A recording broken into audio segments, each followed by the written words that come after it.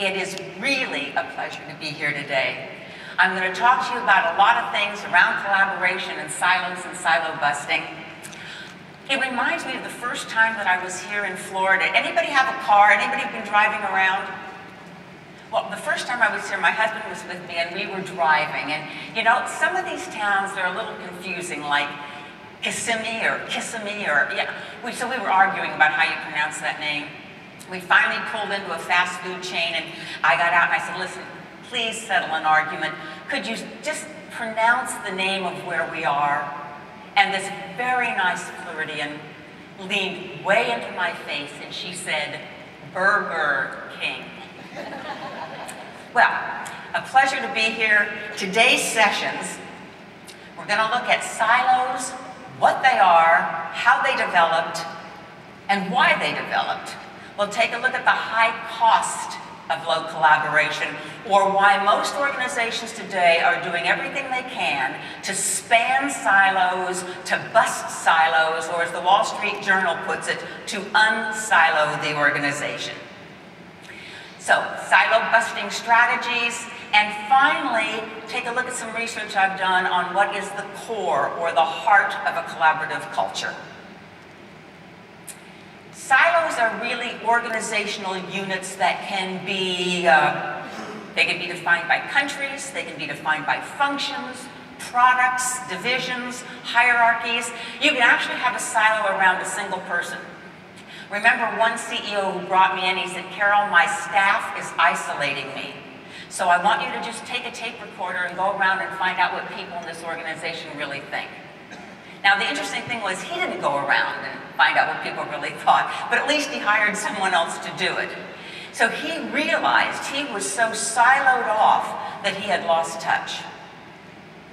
Silos are in every single kind of organization, from banking to healthcare to education, government agencies, non-profit organizations, and every for-profit organization you can think of around the world.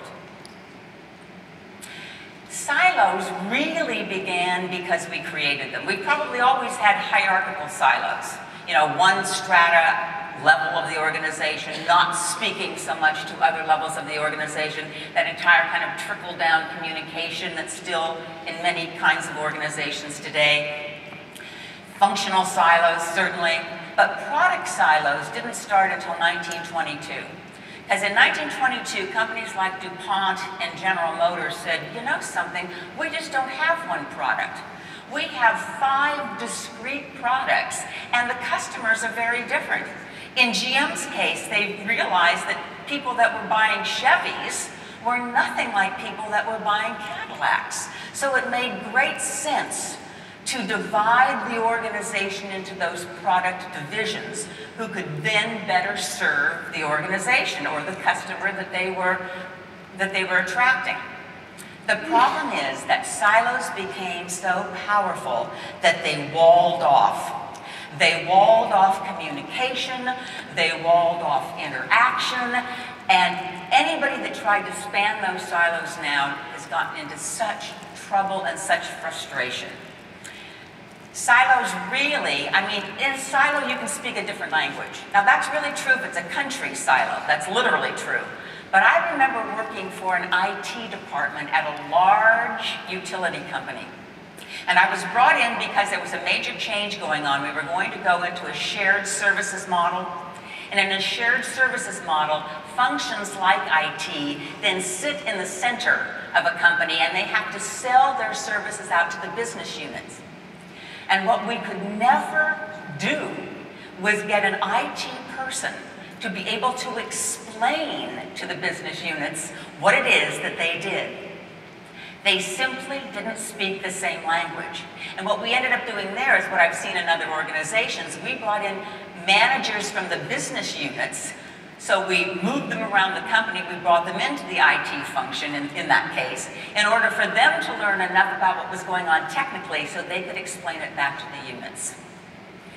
And certainly, silos started to have their own agendas. You can go into an organization now and you can see whether it's a product or a function that has its own isolated goals, its own isolated reward system. It has nothing to do with the organization that it supposedly serves. And definitely, the turf wars, the power struggles meant that silos, instead of being collaborative, ended up most of the time being very